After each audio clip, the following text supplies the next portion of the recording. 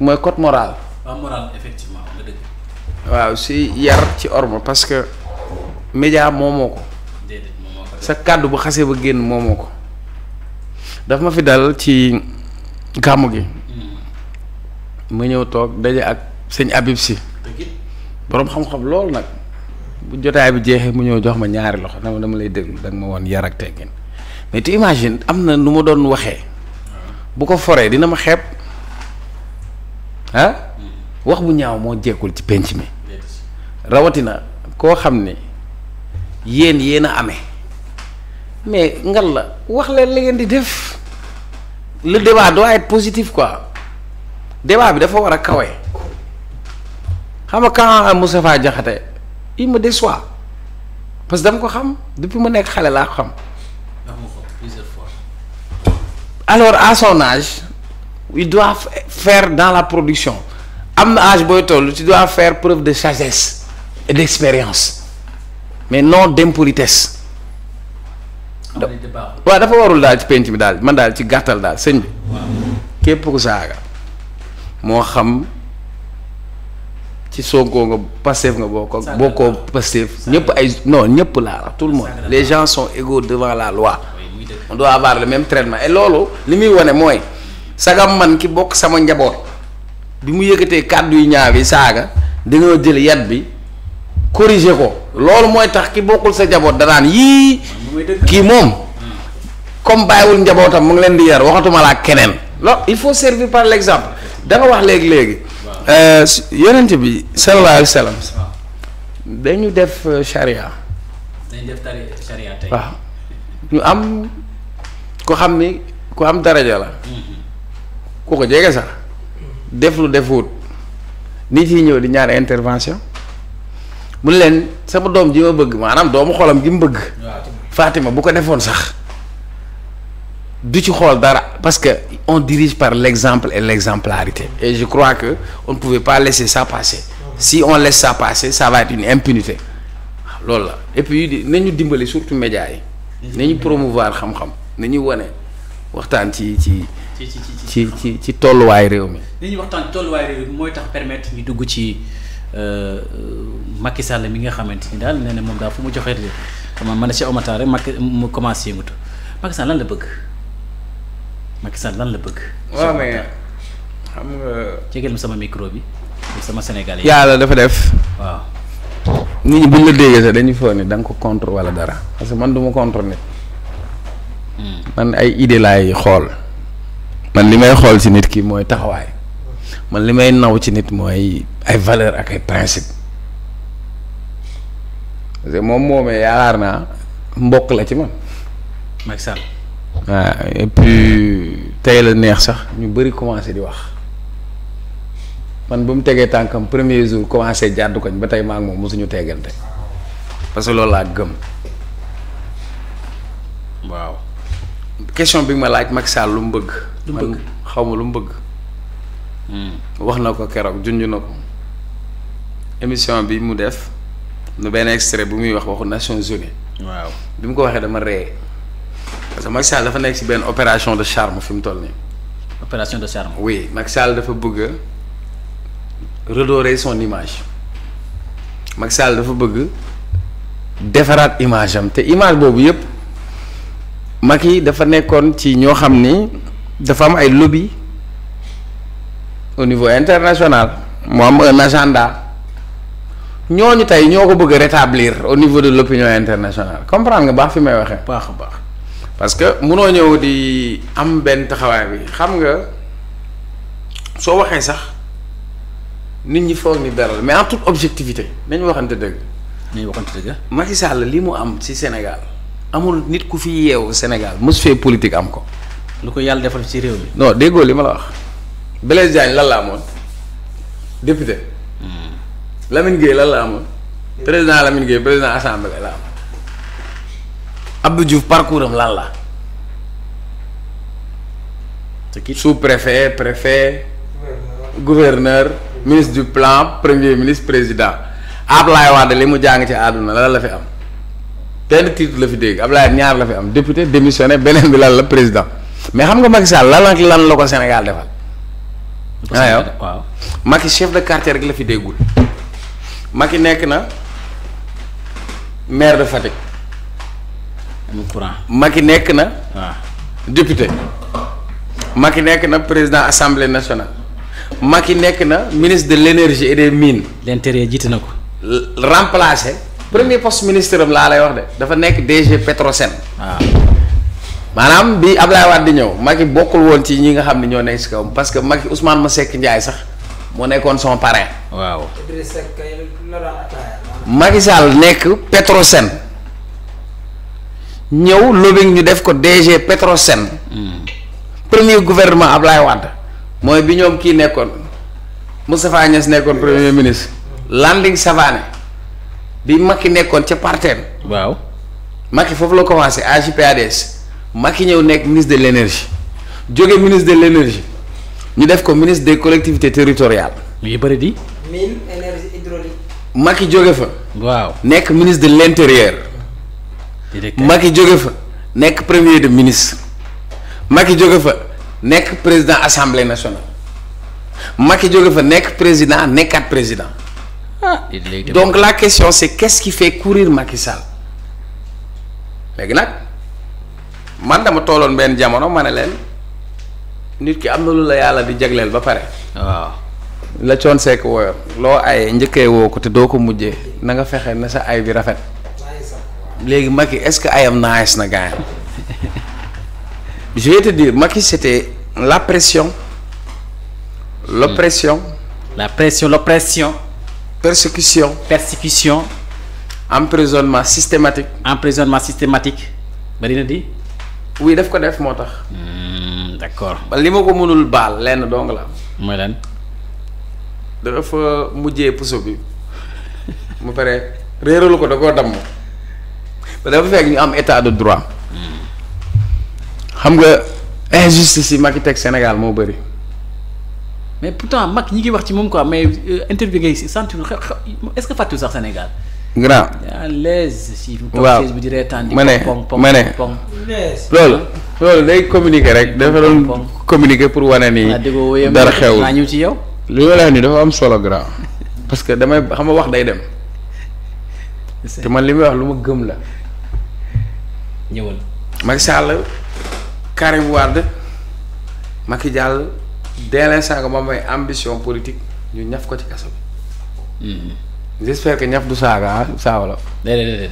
3 ans 6 mois. waaw. mu dee dafa defar liste 25 dignitaires. xëy. ñu commencé convoqué. waaw. benn nit lañ ci àtte benn nit lañ ci tëj benn nit lañ ci xañ carte d'identité ak carte électeur ne ko doo ab sénégalais ci koo xamante ni nekkoon nga ministre au Sénégal di signer au nom du Sénégal ñu ne la doo sénégalais Macky laa fait. mieux encore koo xam ni sa baay moo nekkoon président au Sénégal ñu ne la yow doo sénégalais jël la seppi la ba nga set teg la ne la Elimane Ndiaye kan moo nekk du sénégalais. ku mën a wax ne doo sénégalais. Macky laa fay. oui Macky moo doon toog naan Khalifa Sall sama doomu baay Macky jotee ak Ablaye Wade Khalifa Sall di ko jàppale jël ay nitam. ba ci Abdou Mbow mii Khalifa Sall jëloon na ko ca mairie ba. ak ñeneen Macky xalaatul dès l'instant Khalifa am na ay ambition rapport IGE bi Macky utilisé pour tëj Khalifa Sall amul fenn fu ñu bind ci rapport bi ne dañu war a topp waa ji ci yoon pourtant Macky daf ko jël tëj ko si kaso bi seede yàlla. mooy Khalifa Sall. waaw amul benn rapport. li Mbaye Gueye Faye doon woy dafa saytulu. Mbaye Gueye Faye. la Ablaye Mbow bu ko déggee dina ree. déedéet kay li Mbaye Gueye naan y a jamais 203. y a jamais 203. Macky l'a fait une fois avec Karim il l'a fait avec Khalifa mais troisième fois bi moo ko wax xat. d'accord. Macky loolu la jublu woon ci Ousmane Sonko. Macky moo déréglé suñu démocratie. Macky moo ñu indi ci régression démocratique. Macky moom moo ñëw on s'est retrouvé avec 2000 détenus. Macky moo ñëw ci kaso ñu tëj ci nit parce que tout simplement dafa takk ab élastique bu am couleur Pastef. Macky moo ñëw koo xam ne sa téléphone nit ni muy bëggee Sadio Mané wala kii bëgg Modou Lo kii bëgg Sonko photo boobu ñu jël la tëj la ci kaso bi grand. waa léegi Macky moom moo ñëw on s'est avec 84 morts sous Senghor on n'a pas eu ça ni Abdou Diouf ni Abdoulaye Wade. oui mais Macky moom il vient 2020 21 22 nekkuñu 1950 nekkuñu 1940. waaw Macky Sall oppression répression persécution.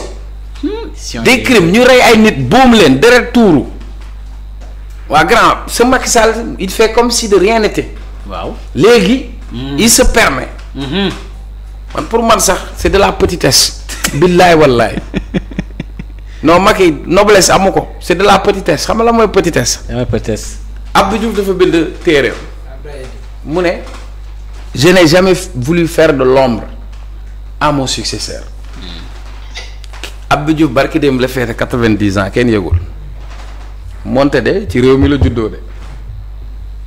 Abdou Diouf bu doon dugg Sénégal sax kenn du ko yëg. te lu mu soxla bitim réew Sénégal ngemb ko gunge ko taxawu ko. parce que lam ca waroon def na ko. def na ko su organisé wu loolu alternance l'an 2000 su ko neexoon mu ngay ci nguur te def ko. il ne l'a pas fait. Wade non plus. Senghor bi muy joxe nguur en Afrique ci jamono boobu les années 80 doo gis ku démissionné. Paul Biya ngi ne le Senghor il a démissionné moo créé Abdou Diouf depuis Abdou Diouf nekk préfet bind ko bataaxal Senghor liir ko parce que boobu Senghor daa ñëw coow Mamadou Dia ak Senghor am. oui. préfet yu bëri di bind Senghor naan ko ñun yow la ñu gëm yow la ñu àndal boobu Abdou Diouf nekk xale bu ndaw bind ko ne ko man Sénégal laa gëm Senghor si la ko Senghor découvrir bàyyi ko Abdou Diouf amul woon poids politique amul légitimité politique moonte Senghor bi mu démissionné dafa sori bàyyi ko mu doxal Senghor dem di bindi ay téereem loolu mooy grandeur mais Macky yow bi ngay génn ci nguur gi ak li nga fi def yëpp ak fi nga jaar ak sénégalais yëpp ak fi nga jaar ak ñii ñëpp kenn fàqul ya topp la déedéet dañ la tafagal avec tous les honneurs jël avion présidentiel jox la ko épargné la kon looy lambar ay New York bu Diomaye ñëwee nga ñëw bu Diomaye jaaree Paris nga jaar Paris alors que dans une démocratie normale da ngay gis ancien président bi stop war nañu mën a déggoo sax ci yenn mbir. war nga mën a utiliser mais Macky munoo nekk président assemblée nationale nekk premier ministre nekk président te doo xam ñu la xam ci àdduna bi léegi nag là il veut se faire une image il nous parle de Nations Unies Sambata Ndiaye grand nañu non dama bëgg ñu waxante dëgg nañu waxante dëgg man li ma meree Macky lenn donc la képp son bilan immatériel. kenn du toog ne Macky liggéeyul ku ko wax dëgg waxoo dëgg. personne ne me dira que Macky amul lu mu réaliser wala amul lu mu def n'est-ce pas. mais li mu yàq lan la. bu réaliser à quel prix. non loolu beneen sujet la. mais réalisation. la pertinence des xaaral rek ça li Cheikh Sadibou Kër la pertinence d'un projet se mesure sur ses bénéficiaires. Ouais. et non sur ses réalisations. ça les réalisations de Macky pour chaque Sénégalais. 1,300,000 de dette par tête. nga bëgg naa ma liggéey la. liggéey nee naa amul bilan bu baax liggéey te fenuma. d'accord dana ci ñëw. ma ne daanaleel foofu yow. c'est-à-dire. Cheikh Oumar Talla. maa ngi yow li ñuy wax. mën nañ fekkante. waaw te mën nañ cee déggante. noté na. parce que état du 138 milliards. voilà waa xaara non defal arène bi dañ ko may. réaliser wu 10 milliards mu ne 32 milliards lañ ci fay. Chinois yi ñoo maye donc Macky Sall lu mu ñu wax moom. waaw loolu beneen débat la. non ay débat boobu mooy tax loolu du réalisation. waaw mais c'est fi mu bëggoon nga c'est que fi nga ma yóbbu ak fi ma nekkoon démarche bi ma nekkoon. non xam nga da nga ne ku ne amul bilan. da ngay fen. non c'est que ça maa yow on se parle. xam nga dafa am écouter et entendre. yaakaar naa man démarche bi ma nekk ma si logique wu. défendre Macky Sall wala dara parce que tey man su ma sañoon. doomu Sénégal. lu muy xëccoo ci àdduna da koo war a am. du dëgg. waaye kii ni mu meloon tax na ba jàpp naa ni njort naa ni man duma ci taxaw. ah non parce que Macky Sall am na fu mu doon toll bu defoon na mu waroon def kon heure bii Sénégal comme ni ñu doon waxee maa ngi ko wuti ndam li kon loolu la ñuy am ci ginnaawam. maa ngi ko wuti ndam li mais du ko am. non parce que ci ni mu defee la Macky dañ koo dénk réew mi sëyal Sénégal jox ko dépense bu doy mu caxatee kër gi. caxatee réew mi non ba grand tu as été là man maa ngi fii man bàyyiwuma ba léegi mu commencé wax man bi wax jafee laa toog di wax. wallahi wal azim te rëccuma ci dara bi wax jafee. maanaam bi nga xam ni jël sa kàddu yëkkati. dafa jafe woon man ca laa doon wax. parce que j'ai été un témoin oculaire. man bàyyiwuma ay 2023 2024. waaw ba gars yi naan Sonko namm naa la ma doog a ñëw déedéet. moi j'ai été là pour dénoncer l'injustice sociale. moi j'ai été là pour dénoncer le détournement de deniers publics. moi j'ai été là pour dénoncer l'injustice que les Sénégalais subissaient. oui. dans un bilan ñaar moo ci am saa wolof. mooy lu positif ak lu négatif. ok mais dañuy fàtte ni dafa am lu ñuy wax bilan immatériel moi je me limite au bilan immatériel. xam nga bilan matériel mooy looy làmb di ko daj. tey boo tegee nii ne BRT ban njëg la baax na wala baaxul mais bilan immatériel mooy lan dañuy ñëw ñu am une administration am un état de droit Macky ñëw mettre en place tout un système ba wàllum sàcc gi di yomb ma jambal jaay nan la ñambaan ba dugg ci 21 milliards ba faax daw. donc c'est un système qu'on a mis en place buggoo wujju yow.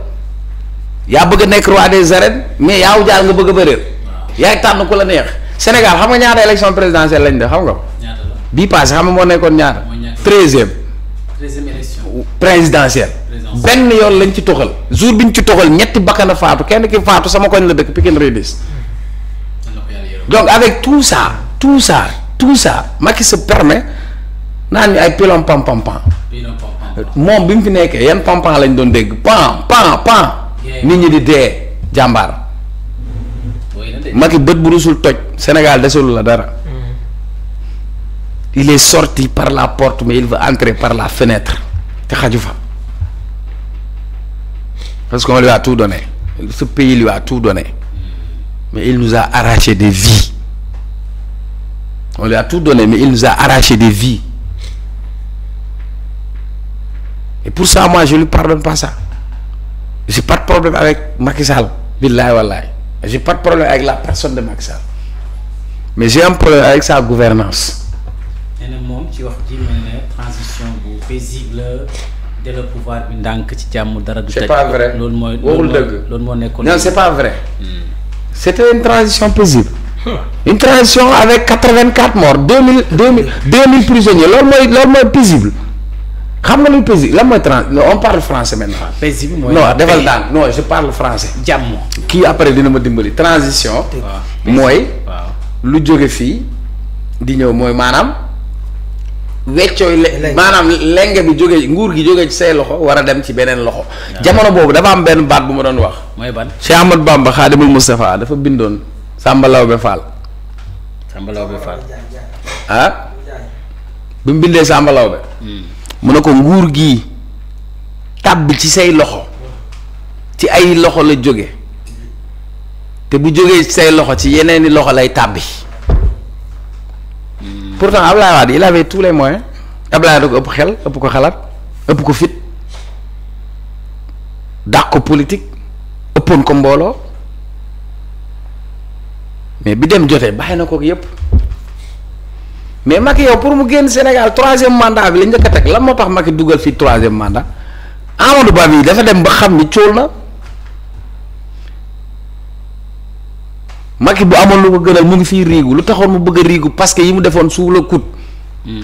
ban mooy transition paisible une transition paisible aussi avec 84 morts grand. grand vidéo yi ñu gis comme film xale bu yor drapeau ñu dóor la balu bopp nga wàcc fii nii. gisoo ko yow. gis naa ko kay. lu doy waar loolu mooy paisible mooy maanaam joxe nguur joxe ay lenge ci jàmm ak salaam Macky yow fitna la ñu dugaloon li ma doon gis yenn char de combat barki alxuraan karim ci ay film laa ko doon gis mooy surtout yu weexi billaahi lazi judd naa Sénégal ba toll nii. mosoo ko gis. ba ma juddoo ba tey mosuma gis. autant de répression sanguinaire et sadique après vous me parlez de ay paisible et cetera et puis il se permet de nous parler de xaw ma lay koko chante moom moo tala chanter. moo dul chanter quoi. non day kookaliwaate. day kookalaate quoi. non ba pare vraiment lii mu def nii c'est de la petitesse quoi grand. la noblesse ce n'est ni dans le sang ni dans le rang mais dans l'acte de l'instant. tànn na journaliste bi koy influenceur. mais dafa grand day communiquer. maanaam dafa bëgg ragg boppam. setal boppam. comme si la mu fi defoon yëpp du dara.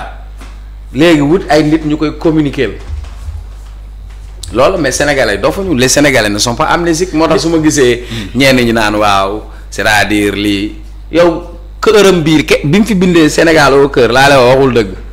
këram bi leen rek a si nekk Marème Faye. Marème Faye Sall. kese. Sall lamtooro buuru Gédel. non defal ndànk attention. kii du buuru Gédé. moom moo ko wax. non defal ndànk gaa yaa ngi koy wax ñu ngi koy waxante. damay bañ dugg sax si yeneen sujet attention. d'accord bala ma lay yëngal. da koy ratifier rek saa wolof depuis président. ba pare des na par exemple. baal ma. tey Macky dañ ko war a topp xamal tax. lu war a topp. non xam nga nit ñi ñu ngi wax ay cour pénal international xaalis bakkan yi rot ak yooyu. waaw loolu benn la. waaw mais beneen bi gën a garaaw. moo gën mooy ban. Nicolas Sarkozy. président France. a été condamné. condamné pour. waaw 5 ans. 5 ans lu tax ñu condamné ko. ferme il est inéligible. lu tax ñu condamné ko. je ne sais pas. xaalis bu mu campagne. association de malfaiteurs lañ ko ci boole. waaw bokk na ci yeneen charge yi affaire corruption la woon. l'affaire Libye. dafa demoon Libye. nekkoon ministre l'intérieur. nekkoon njiiti réew mi wala ministre. non bi muy nekk ministre de l'intérieur la may relation. loolu su mu nekkee candidat à l'élection présidentielle wala. waaw. c'est difficile de débattre. C'est-à-dire le débat ce n'est pas Nicolas Sarkozy. Le débat je voulais montrer l'exemple de Nicolas Sarkozy. La jurisprudence Nicolas Sarkozy peut s'appliquer sur Macky Sall. Ah oui parce que Nicolas Sarkozy. merci xaalis. la dugal bu lewul muy corruption. ñu jël ko topp ko ci yoonu France donte ab président la woon daan ko. c'est une première. oui c'est une première. Macky Sall fii. waaw. alal ji ñu saaxee ci réew mi moom mooy le premier responsable. moom mooy premier responsable. ah oui c'est le premier responsable. ñu ngi woo ay Amadou Ba Abdoulaye Daouda Diallo ci affaire dette cachée finance publique. le premier responsable c'est il s'appelle Macky Sall. nel de. benn dossier rek war nañ ko see mën a topp. benn dossier. bu clair Abdoulaye Wade moo ko njëkkoon wax. nit ñi gëmuñu ko woon mooy ArcelorMittal. ah bon. ArcelorMittal. Sénégal dafa booboy deuxième autre. Sénégal dafa amoon contrat ak benn entreprise sud-africaine bu tudd Kumba Ressources. Kumba Ressources. oui.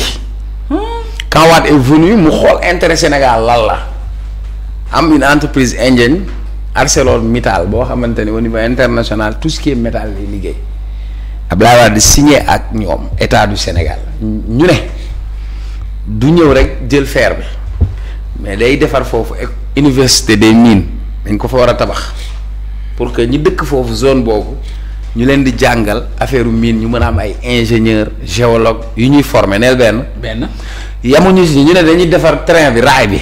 waaw nga xam ni directement foofu lay jógee ba port indi train yi loolu yëpp boo ko boolee.